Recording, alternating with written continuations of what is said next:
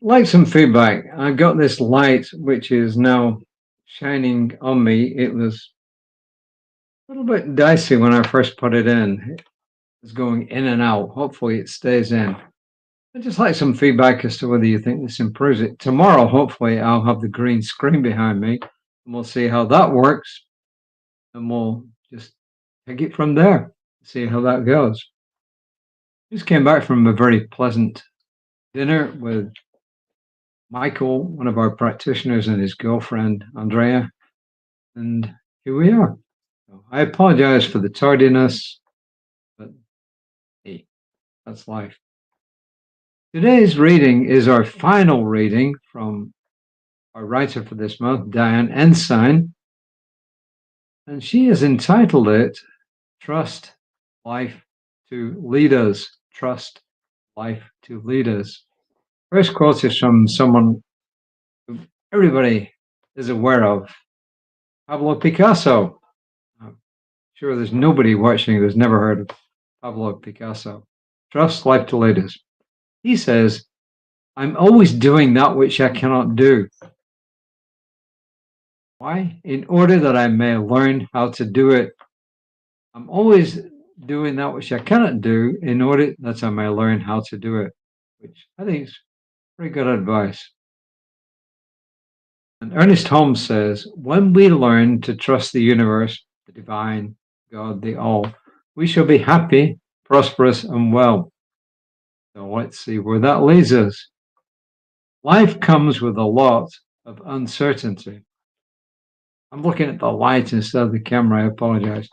Even when we think we've got it all mapped out, we may be surprised by events that we did not anticipate. Maybe that's why we worry so much. Our brains want to stay busy trying to figure out all the possible fear-induced scenarios, even though such excessive stress is neither productive nor healthy. Despite the futility of constant worry, we might prefer the illusion that we can control everything that happens to us and to the people close to us, but alas, we can't. Trusting in life or spirit requires us to surrender all that we do not control to a higher power. As noted in the Serenity Prayer, we learn to accept those things we cannot change. And of course, the other part of that prayer is to have the courage to change the things that we can. Trusting in life is having faith that we're being guided. In prayer or meditation, we release all the things we do not control. Then we shall know what is truly ours to do. The things within our control include our thinking and our corresponding actions. We decide where to place our attention. We decide how to act toward people and events. We decide how we want to use our time. When we trust in life, and this is capitalized, we stay open to guidance and we follow the path meant for us. I'm going to talk about this in a second. Learning new things along the way.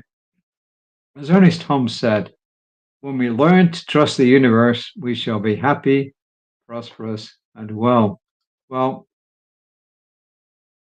there's lots of different opinions about what this means within science of mind, within, in particular, and new thoughts in general. And outside of that, some philosophers, and I'm going to call them philosophers, they come from religious teachings, believe in something called predestiny, which means that everything is mapped out for us, and that when we go away from the path that is intended for us, we're going to suffer and struggle. But there is a path that's meant for us. It's all mapped out in advance, and we better follow it. Well, we don't believe that. At least I don't believe that. I don't think Reverend Dr. Jesse Jennings or Reverend Lisa or any of our other ministers or practitioners either believe that. What we do believe is what Ernest Holmes taught, and that is that there there isn't predestiny, that God doesn't have a specific plan for your life. This is what we believe. Some groups believe God's got a very definite plan for your life.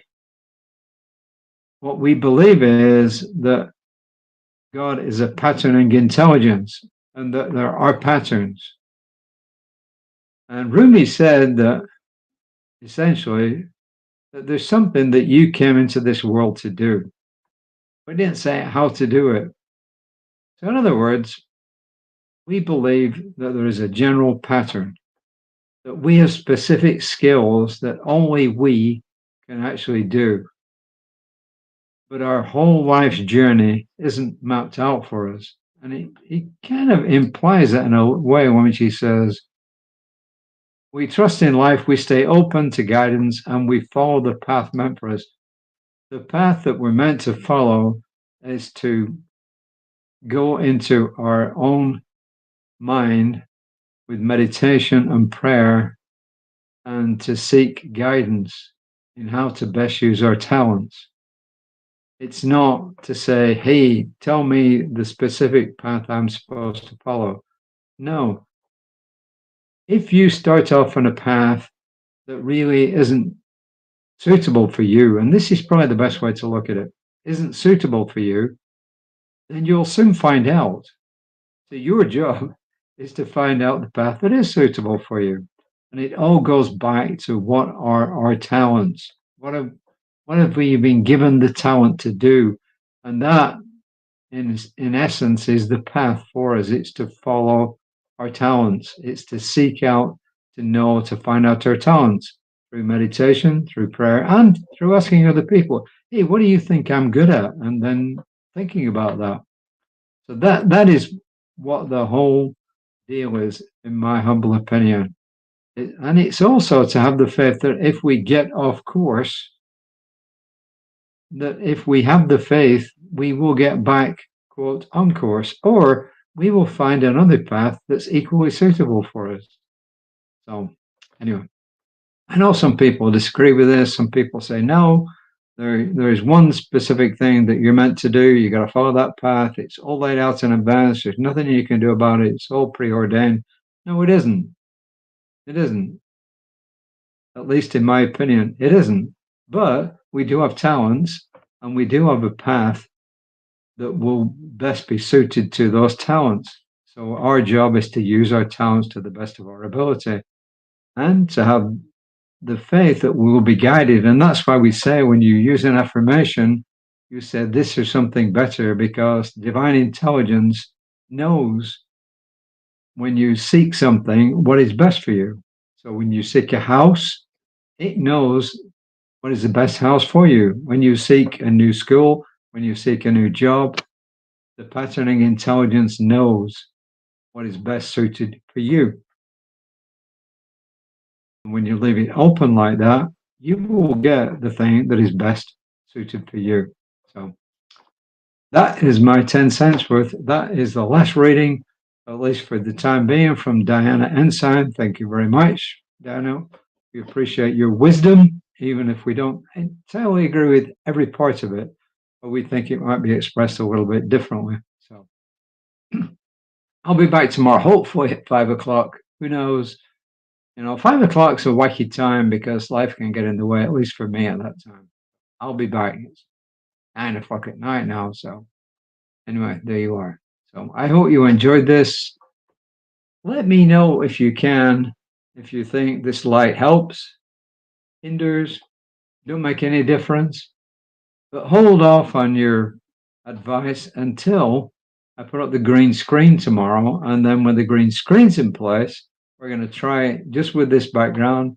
We're going to try it with an artificial background, a virtual background, and then we'll see how we go from there. So anyway, I'm doing my best to make this more interesting, to make it a better experience for everybody, including myself. So I just know that I and everyone who's watching this and listening to this is being guided by the one source of life and the direction that is bringing them joy, happiness, fulfillment, and love.